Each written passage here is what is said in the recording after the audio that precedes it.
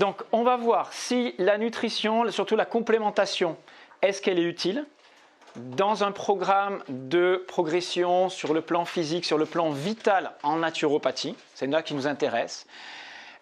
Comment choisir correctement des compléments alimentaires en fonction de nombreux critères pour leur, on va dire, traçabilité, pour leur efficacité, à quel moment, etc. Et comprendre qui a besoin de compléments, de quel type de compléments, en fonction de quel objectif.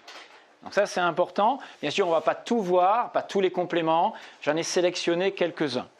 Alors, les compléments sur lesquels j'ai travaillé, avec lesquels je travaille un petit peu, donc c'est la marque NutriPure. Je vous expliquerai pourquoi j'ai sélectionné ce laboratoire. Ce n'est pas un laboratoire exclusif en termes de qualité. Il y a d'autres laboratoires qui font des produits quasiment équivalents, mais eux sont bien spécialisés développement sportif, masse musculaire et qualité nutritionnelle, qualité d'assimilation, traçabilité, origine de l'aliment correcte en termes bio, en termes d'élevage, etc. etc. D'abord, retenez juste une chose, c'est que la complémentation nutritionnelle n'est absolument pas obligatoire et nécessaire dans un programme d'hygiène vitale. Mais ça s'avère parfois un plus et même très important pour certaines typologies d'individus à des moments bien précis de leur évolution, de leur programmation dans un programme d'hygiène vitale sur long terme. Mais on ne se complémente pas en complément alimentaire si on n'a pas bien sûr en amont modifié toute l'hygiène alimentaire et on ne se complémente pas en nutrition sur du long terme. On ne le fait qu'à des périodes bien précises pour répondre à des besoins spécifiques momentanés. Sinon, ce n'est pas de la complémentation nutritionnelle, c'est de l'alimentation. Donc d'abord, il faut rectifier certaines choses en amont. Donc on va essayer de comprendre quels sont les compléments alimentaires qui sont les plus utiles et si ça a vraiment un intérêt. Alors c'est un marché en devenir, c'est quelque chose qui rapporte des milliards à la société. D'abord aux États-Unis, donc la mode du complément alimentaire arrive bien sûr des pays anglo-saxons.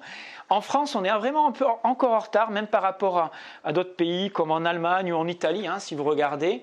Voilà, c'est en plein essor. Par contre, ici chez nous, c'est plus 43% par an. Ça veut dire qu'il y a un business à se faire énorme dans le complément alimentaire. D'où l'intérêt sur les chaînes YouTube de plein de choses, aller trouver tout et n'importe quoi. Les gens veulent devenir plus beaux, perdre plus vite de la graisse, prendre plus vite de la masse musculaire, etc. Et ils sont prêts à tout pour ça. Et ils ne sélectionnent pas les choses. Alors ils vont le faire qu'en fonction de l'efficacité à court terme du produit, sans voir derrière tous les effets négatifs, les polluants qu'on va trouver sur les produits, l'origine du produit, d'élevage, etc. Nous, on va essayer de garder un regard global sur le complément nutritionnel pour qu'il soit dans sa globalité intéressant et qui ne crée pas plus de dégâts que d'avantages. Parce que des fois, vous avez des gens qui saturent sur le plan digestif, qui exagèrent et qui n'ont pas des effets escomptés, en termes de vitalité bien sûr. Alors, pour répondre à nos critères idéal de complément alimentaire, on vérifiera toujours qu'un complément, il a un aspect qualitatif, c'est-à-dire qu'il va apporter les macronutriments, c'est-à-dire protéines, glucides et lipides, dont vous avez besoin. On va voir que les glucides, on n'en a absolument pas besoin, même pour les personnes qui veulent s'entraîner entre elles, etc. C'est quelque chose qu'on va éviter au maximum, sauf peut-être certains glucides, mais normalement ces glucides-là, il n'y a pas besoin de les avoir en complément alimentaire. On peut les trouver n'importe où dans l'alimentation et c'est souvent quelque chose qu'on a en trop plutôt que pas assez. Par contre, protéines, ça va être le premier macronutriment dont on va avoir besoin, suivi des lipides, certains lipides, en particulier les oméga 3. Par contre, les micronutriments, ceux-là, nous en naturopathie, on sait où aller les chercher, mais on va regarder quelle est leur origine, leur qualité d'assimilation, leur biodisponibilité. C'est sur ça qu'ils vont être sélectionnés. Et bien sûr, l'index Totox, la qualité biologique, les polluants qu'on trouve dedans, etc. Donc, il faut que ce complément alimentaire il soit d'abord digeste. Si la personne se bourre de protéines qu'elle ne digère pas, parce qu'il y a du lactose, de la caséine, qu'elle n'assimile pas bien, c'est la catastrophe. Donc vous allez la rendre plus malade qu'elle n'est. Donc il faut d'abord bien évaluer l'état du système digestif en fonction de ce qu'elle va prendre. Et vous choisirez en fonction de ça le complément alimentaire. Il ne faut pas qu'il y ait des effets inflammatoires. On va rechercher aussi des compléments alimentaires pour l'aspect anti-inflammatoire, l'aspect reconstruction musculaire après l'effort, etc. Donc on ne va pas se gaver de sucre, d'oméga 6, de graisses trans, d'aliments qui créent des dysbioses intestinales, etc. Et ensuite, on veut une réponse spécifique en fonction de l'effort et du profil de la personne. Quand on fait des efforts d'endurance, eh ben, on n'a pas du tout besoin des mêmes compléments alimentaires que lorsqu'on fait des efforts de force ou de prise de masse musculaire. Ça, on va voir les différences. Nous, il faut toujours vérifier que si la personne prend un complément alimentaire, il faut qu'il y ait une réponse en termes de santé, en termes de bien-être, en termes de qualité de vie qui soit améliorée. Nous, la réponse, c'est est-ce que cette personne elle a une vitalité supérieure entre le programme d'avant et le programme d'après. Enfin, avant le programme et après le programme de conseil et d'hygiène alimentaire. En général, les personnes qui prennent des compléments alimentaires associés à l'exercice physique, c'est pour améliorer leur performance, donc c'est les sportifs, tout simplement de haut niveau, ou ceux qui veulent simplement améliorer leur temps, leur performance de force, etc. Pour nous, en termes de santé, ça n'a aucune importance. Nous, le seul intérêt, c'est gagner de la tonicité musculaire, éviter la sarcopénie, la perte de masse musculaire. Dans ce sens-là, ça peut être aussi très intéressant. Et pour l'amélioration de ce qui est effort en endurance, il y a très peu d'effets de la complémentation nutritionnelle. Sauf en termes de micronutriments, quand vous faites des efforts très longs. Et moi, en ce moment, qui prépare ce fameux trail là, de 21 km, pour moi, c'est inhabituel. Avec ma charge de travail à côté, le fait de ne pas vouloir perdre trop de masse musculaire. Comme je ne modifie pas trop mon alimentation, parce que je ne veux pas me surcharger sur le plan digestif, je ne veux pas non plus me gaver de protéines sous forme de viande ou même de poisson ou d'œufs en excès, hein, même si j'ai augmenté un tout petit peu certains apports. Comme je ne veux pas me surcharger, eh bien, je me complémente avec un petit peu de protéines assimilables à côté des repas. Mais très peu, parce que je ne suis pas dans un effort où je vais devoir reconstruire de la masse musculaire en grande quantité. Donc la complémentation nutritionnelle en endurance, elle n'est pas... Ce n'est pas quelque chose de révolutionnaire, vous allez voir. Alors, un complément alimentaire, il faut qu'il soit le plus proche possible des aliments sains que vous mangez. C'est-à-dire, plus le complément alimentaire va se rapprocher de ce que vous mangez habituellement, mais attention, pas l'alimentation industrielle, hein, ce que vous mangez de plus sain, mieux c'est. Le plus assimilable possible, bien sûr, on va regarder la biodisponibilité des minéraux, des vitamines qu'il y a dans le complément. Hein. Vous savez maintenant un peu mieux les choisir. Vous avez fait la formation la dernière fois. Donc sans effort digestif supplémentaire. Et l'intérêt, c'est d'éviter de se suralimenter à côté, parce que si vous êtes dans une perspective d'améliorer des performances, d'un entraînement, d'un moment de votre vie, vous allez vous entraîner plus que d'habitude, ou vous voulez une transformation rapide, assez rapide, en un temps pas trop long, eh bien, cette transformation doit se faire obligatoirement avec un accompagnement nutritionnel adapté. Vous aurez beau faire toute la musculation que vous voulez, au début vous aurez des petites transformations, ce sera très bien, mais si vous n'augmentez pas certains apports protéiques, vitaminiques, micronutriments, etc., vous n'aurez pas les effets escomptés. C'est 60% alimentation, 40% qualité du travail physique. Donc ne négligez pas ces apports-là. Et si vous ne voulez pas vous suralimenter, ben vous allez être obligé de faire des petits ajustements. Mais attention, rien d'obligatoire, bien sûr. Hein. C'est du plus. Un peu plus vite, un peu mieux, voilà. Et à un certain moment. Et une fois qu'on a créé de la masse musculaire, par exemple, amélioré certains états, on verra pour lutter contre les tendinites, les états inflammatoires, c'est aussi intéressant. Et bien une fois qu'on a passé ce cap, on ne va plus qu'entretenir la machine avec la masse musculaire qu'on a créée, par exemple. Et il n'y aura plus à reprendre des compléments pendant cette période-là. C'est fini. On pourra, 1 an après, 6 mois après, refaire une cure de quelque chose si on a un autre objectif, par exemple. Mais on ne va pas garder ces compléments-là tout le temps. Donc toujours se poser la question, est-ce que mon objectif sportif ou de transformation va dans le sens de l'amélioration de ma santé ? Voilà. Des fois c'est pour des défis ponctuels, des fois c'est pour un changement rapide, etc. Mais il ne faut pas que ça aille à l'encontre de votre qualité de vie, voilà, l'amélioration de votre qualité de vie. Alors, première étude qui compare les apports nutritionnels, on va dire ce que vous allez utiliser en termes de macronutriments, entre une protéine naturelle issue d'un aliment, le bœuf, le soja, par rapport à une protéine amenée par un complément alimentaire, sans doute le plus efficace pour ça, la whey protéine. Alors la whey, c'est du lactosérum, du petit lait. Hein, c'est une forme de protéine qu'on retrouve dans la plupart des produits laitiers. On verra qu'il y a différentes qualités de whey, et c'est le complément alimentaire de la prise de muscle le plus connu.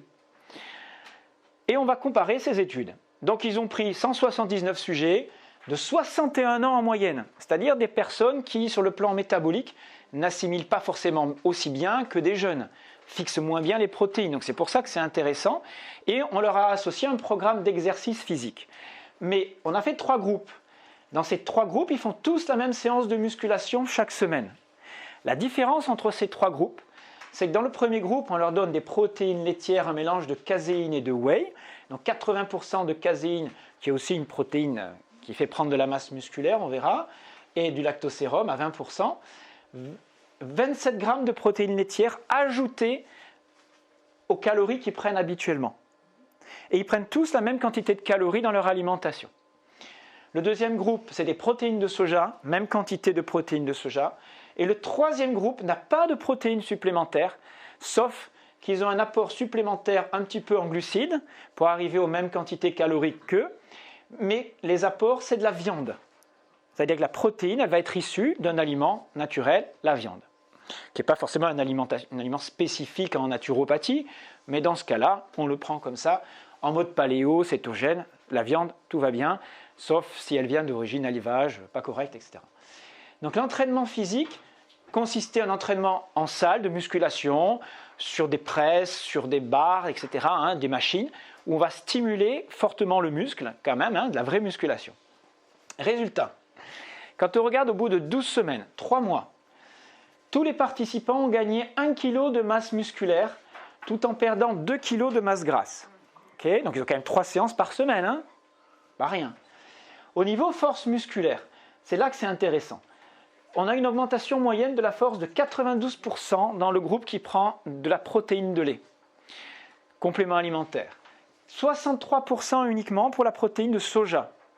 Et autant, voire légèrement plus pour la viande. Ce qui veut dire déjà qu'entre un aliment qui contient de la protéine naturelle avec tous les acides aminés non limitants, c'est-à-dire vous avez tous les acides aminés essentiels dans la viande, facilement humanisables, transformables au niveau métabolique, vous avez, en termes de prise de muscle et de prise de force, l'équivalent par rapport à un complément alimentaire où on va sélectionner les acides aminés. La seule différence, c'est qu'en prenant de la viande, on avait les mêmes résultats, sachant qu'au global, les personnes n'avaient que 1,10 g, enfin 1,10 g d'apport protéique par kilo de poids, alors que le groupe qui prenait des laitages, enfin la whey, avait un apport protéique de 1,4 g par kilo de poids. Alors vous savez qu'on vous conseille, quand vous vivez au quotidien, d'avoir entre 0,8 et 1 g par kilo de poids d'apport protéique par jour. Ce qui est beaucoup en naturopathie pour l'hygiène vitale. Mais que dès qu'on fait du sport, ce besoin-là monte à 1,2, voire 1,5, voire 2 grammes si vous êtes dans des programmes musculaires, de développement musculaire important. Mais c'est énorme, 2 grammes. Donc ça veut dire que si vous pesez par exemple 60 kg, vous devriez avoir 60 grammes de protéines par jour. Un steak, c'est 20 grammes. Quand vous prenez un bon bout de steak, un bon bout de poisson, vous n'apportez que 20 grammes de protéines. Ça veut dire 3 steaks, ça veut dire un œuf, c'est 7 grammes de protéines, ça veut dire 6 œufs plus un steak, quoi. Voilà, ça c'est le minimum. Alors on peut rajouter un bout de fromage, un peu d'oléagineux, enfin voilà. Mais il faut y arriver aux 60 grammes. Maintenant, si vous voulez doubler, arriver à 2 grammes par jour, comme le conseillent certains nutritionnistes du sport, ça veut dire 120 grammes de protéines pour une femme de 60 grammes, de 60 kilos. Donc il faut y aller, quoi. Il faut manger. Et sur le plan digestif, ça crée des dégâts, si vous mangez autant. Donc on va aller les chercher peut-être dans du complément alimentaire. Mais la question que je vous pose, à votre avis, parce que ça c'est basé sur des théories disant que chaque jour on va consommer tant de grammes de protéines liées au métabolisme, de notre dépense énergétique, il faut renouveler tant et tant de grammes de protéines. À votre avis, combien par jour vous brûlez, vous éliminez de grammes de protéines. Combien sont renouvelés de grammes de protéines dans votre tissu par jour en moyenne? Il y a très peu de personnes qui savent ça.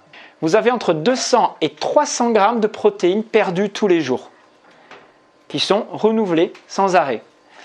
Vous n'en consommez jamais plus de 100 grammes dans votre alimentation.